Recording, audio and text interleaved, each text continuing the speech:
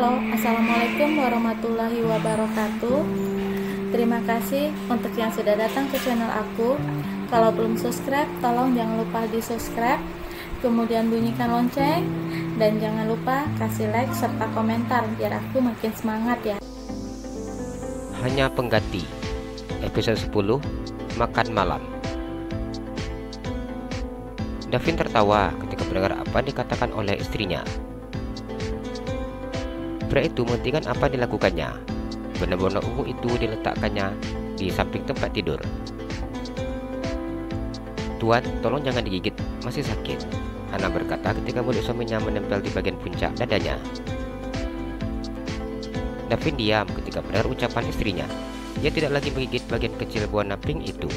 Ia hanya memainkan bagian atasnya saja dengan menggunakan ujung lidahnya. Hana menjamkan matanya ketika ia merasa geli. Kalimat-kalimat yang tidak jelas terucap di bibirnya. "Tuan, geli." "Kau suka seperti ini?" tanya Davin. "Iya Tuan, suka," jawab Hana. Malam ini suaminya sungguh membuatnya sangat malu. "Katakan yes bila kau suka." Hana menggigit bibir bawahnya. Dirinya semakin hilang kendali ketika suaminya berpindah tempat. Davin bermain-main di bawah perutnya. Apa yang saat ini dilakukan oleh suaminya terasa begitu berbeda dengan alat yang tadi dipakai oleh suaminya. Hana mengikuti perintah suaminya. Ia berulang kali mengatakan kata yes dan no, seperti apa yang disuruh oleh Davin. Davin begitu sangat puas ketika melihat istrinya yang berani untuk mengekspresikan perasaannya. Hana tidak ada henti-hentinya meracau ketika dirinya melakukan hal seperti ini. Davin memang begitu sangat lihai membuat wanita merasakan tingkat kepuasan yang melebihi batas. "Apa ini yang kau inginkan?" Davin menunjukkan benda miliknya di depan mulut istrinya. Dengan wajah yang begitu amat merah, Hana menganggukkan kepalanya. "Saya ingin sekarang Tuan." Hana menatap suaminya dengan penuh permohonan. "Masukkan ke mulutmu," perintah Davin. Hana mengikuti perintah suaminya, namun dirinya tidak mengerti mengapa suaminya minta ia masukkan benda itu ke dalam mulutnya. "Jangan kau gigit," perintah Davin. Hana menganggukkan kepalanya. Ia seperti seorang murid yang begitu sangat menurut dengan perintah gurunya. Hana mengikuti setiap instruksi yang diberikan oleh Davin dengan sangat baik. Hana takut bila dirinya melakukan kesalahan. "Bersiap-siaplah, aku akan berikan apa yang kau inginkan." Davin tipis memandang istrinya. Malam ini suaminya sudah tidak perlukan dirinya seperti kemarin. Namun apa sudah dibuat oleh Davin sungguh membuat tulangnya terasa remuk dan juga lemas. Hana manggil nama suaminya ketika dirinya sudah berada di atas puncak tertinggi hingga tubuhnya kembali terasa lemas. Entah sudah berapa lama suaminya melakukan penyatuan seperti ini, mulai dari gerak lambat hingga gerak cepat, sehingga membuat tubuhnya bergoyang-goyang dengan sangat kuat dan menghasilkan suara yang memiliki ciri khas yang berbeda. Namun suaminya seakan tidak ingin menghentikan apa yang sedang dilakukannya. Davin terus menatap wajah istrinya. Ia begitu sangat senang ketika melihat Hana yang sudah berulang kali sampai pada puncaknya. Dirinya tidak ingin menghentikan apa yang dilakukannya, meskipun tahu bahwasanya begitu sangat kelelahan menghadapinya.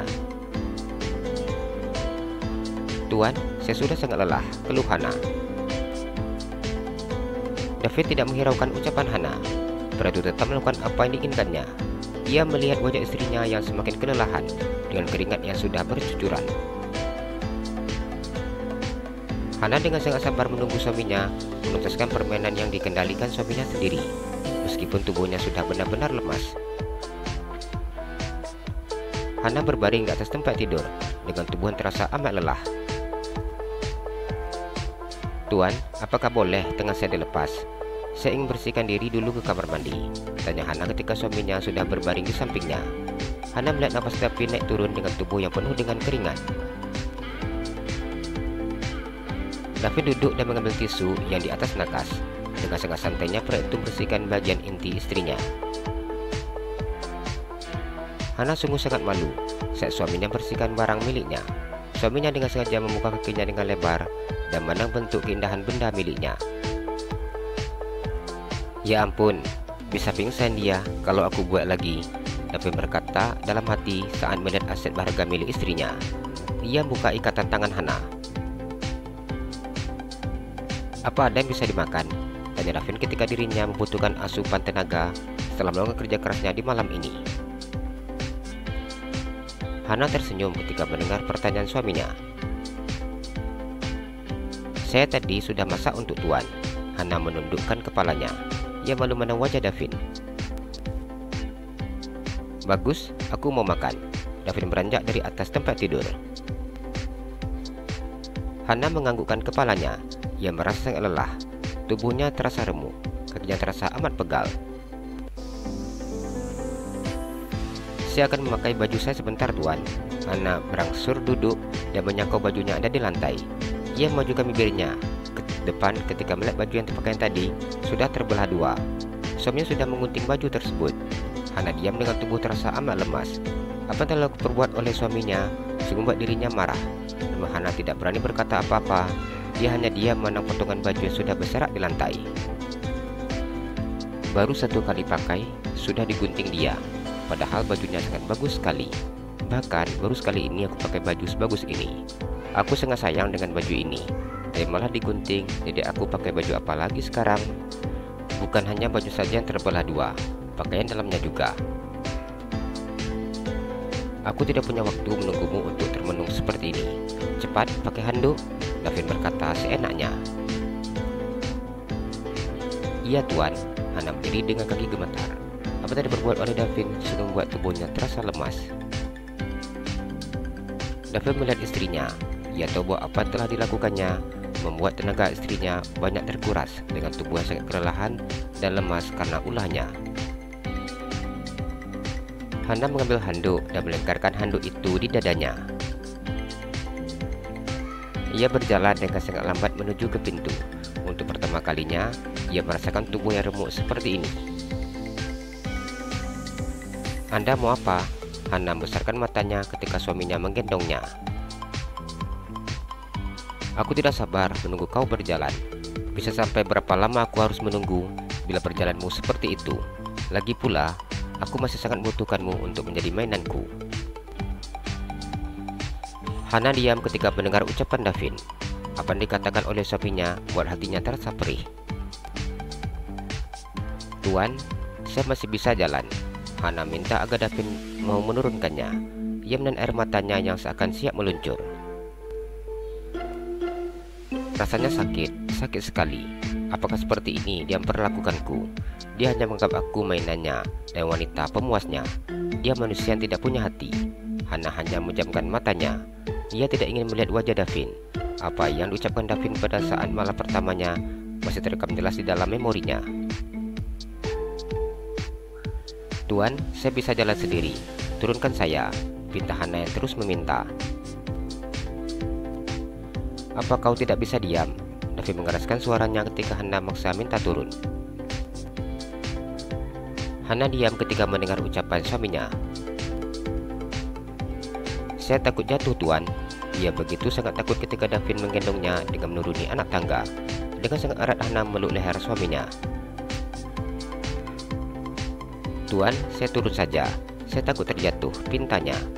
Meskipun suaminya tidak menjawab ucapannya, Hana tetap saja berbicara. Kalau kau takut terjatuh, maka diam. Jangan banyak bergerak apalagi berbicara, ucap Davin. Hana menganggukkan kepalanya. Dirinya hanya bisa pasrah mengikuti semua perintah dari pria yang sok jadi majikan tersebut. Davin menurunkan istrinya ketika mereka sudah berada di ruang makan. Tuan, saya panaskan dulu sayurnya.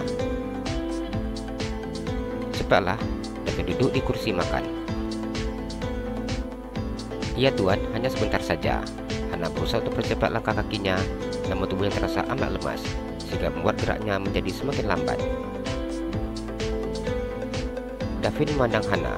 Hana yang hanya memakai handuk seperti ini sungguh sangat menggoda di matanya. Sendirinya hanya memakai handuk saja dan duduk di kursi makan dengan terus memandang istrinya. Mengapa aku bisa seperti ini setiap kali melihatnya? David berkata di dalam hatinya. Dirinya tidak menduga bahwa benda kesayangannya sudah dalam keadaan siap. Hana menggulung rambut yang panjang ke atas, sehingga air putih bersih terlihat jelas oleh suaminya. David semakin menelan air ludahnya ketika melihat air putih milik istrinya. "Tuan, silakan dimakan." Hana tersenyum ketika menghidangkan menu sederhana yang sudah disiapkannya. David memandang menu yang ada di atas meja makan yang sudah ditata istrinya. "Ini sangat enak, Tuan, percayalah." David memandang Hana yang masukkan nasi dan juga ayam goreng, sayur, serta sambal terasi ke piringnya. "Apa kau tidak makan?" tanya David. "Ya Tuan, saya akan makan," jawab Hana yang mengambil piringnya dan masukkan nasi serta sayur dan juga sambal ke dalam piringnya. David mencicipi rasa masakan istrinya. Rasa masakan Hana begitu sangat cocok di lidahnya. "Aku kira menu seperti ini tidak enak, ternyata enak juga," ucapnya makan nasi tanpa berbicara. David sudah terbiasa hidup di London, sehingga ia lebih menyukai rasa masakan Eropa. Hana hanya diam sambil makan nasinya. Sebenarnya tadi dirinya sudah makan dan sudah sangat kenyang. Namun karena apa sudah lakukannya bersama dengan suaminya, membuat dirinya ingin makan lagi. Hana sedikit melirik David. Ia tersenyum tipis ketika melihat suaminya yang makan dengan banyak tanpa memprotes apa yang sudah dimasaknya. "Tuan, saya bersihkan sebentar mejanya. Bila Anda ingin naik duluan ke kamar, tidak apa-apa," Hana berkata dengan tersenyum. "Besok saja dibersihkan," jawab David beranjak dari tempat duduknya. Pria itu kembali menggendong istrinya. "Tuan, tidak perlu seperti ini. Saya masih bisa berjalan," ucapnya. "Aku tahu sekarang kau sangat lemas, bukan?" David tersenyum tipis. Hana menganggukkan kepalanya. "Aku tidak yakin bila kau berjalan. Entah berapa lama kau baru sampai ke kamar." David tersenyum mengejek. "Terima kasih Tuan, Anda sudah perhatian kepada saya," jawab Hana. "Perhatian? Apa kau bilang? Apa ini perhatian menurutmu?" tanya David. Hana menggelengkan kepalanya. "Maaf Tuan, saya salah berbicara. Anda hanya kasihan kepada saya," jawabnya lagi. "Pintarlah sedikit," ucap David dengan terus menggendong istrinya. "Iya Tuan," jawab Hana. "Aku seperti seekor tikus yang sedang berhadapan dengan kucing," ia berkata dalam hati. Hana sungguh sangat tidak menduga bahwa ternyata suaminya masih melanjutkan apa yang tadi dilakukannya di kamar. David hanya berhenti untuk makan saja dan mencari tenaga. Tubuhnya terasa lelah setelah menghadapi tenaga kuda suaminya. Hana kemudian tertidur. Jalan-jalan ke Pekanbaru, jangan lupa beli sepatu. Kalau kamu suka channel aku, please subscribe aku. Terima kasih.